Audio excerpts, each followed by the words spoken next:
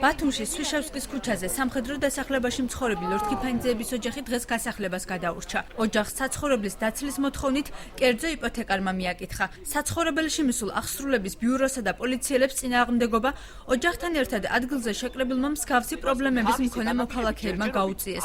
მხარეები სესხის გადავადებაზე შეთანხმდნენ. დღეს მოვიდა ორ ოჯახზე გამოსახლება იყვნენ პოლიციელები, აღმასრულებლები, მაგრამ დიდი დარაბის შემდეგ მივახციეთ ხელშეკრულებას, რომ შეაჩერონ ამ პირობაში, დღევანდელ ამ ოჯახის პირობაში მივახციეთ, რომ 20 რიცხვამდე შეაჩერებენ. 20 რიცხვში როგორ აპირებთ? 20 რიცხვამდე ჩვენ შეგვიძლია პარლამენტში შეგვიძლია, რომ მომავალ კვირაში განიხილება ჩვენი საქმეები, ამ კერძო იპოთეკარების საქმეები და დაიწყება დახმარება ხალხზე.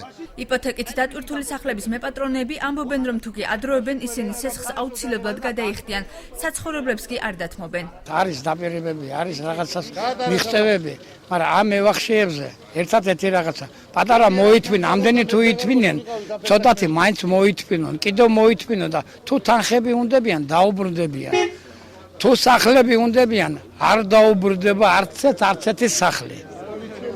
თანხა თუ უნდებიან, დაუბრუნდებიან. იპოთეკარების პრობლემას დღეს ადამიანის უფლებადამცველი გამოეხმაურა თამაზ ბაკურიძემ სახელმწიფოს მოუწოდა დროულად გადაჭრას აღნიშნული კატეგორიის მქონე ოჯახების პრობლემა. ჩვენ ვინდა ხელისუფლება გავაფრთხილოთ, რომ ყველგან სადაც დაიგეგმება ვინმეს გამოსახლება, შეხვდება ხალხის და მშვიდობიანი მოსახლეობის პროტესტი. და თუ ეს პრობლემა არ გადაწყდება, მერწმუნეთ, რომ ხალხის მასა უფრო მეტი და მეტი იქნება და შესაძლებელია ამან დიდ მასობრივ პროტესტში გადაიზარდოს. კერძო იპოთეკარმა დღესვე საცხოვრებლის დათმობა სელიმ ხიმშიაშვილის ქუჩაზე მცხოვრებ რევიშვილის ოჯახსაც მოსთხოვა. თუმცა იმის გამო, რომ ოჯახის დიასახლის სასწრაფო დახმარების ბრიგადის დახმარება დასჭირდა, პროცესი გაურკვეველი ვადით გადაიდო.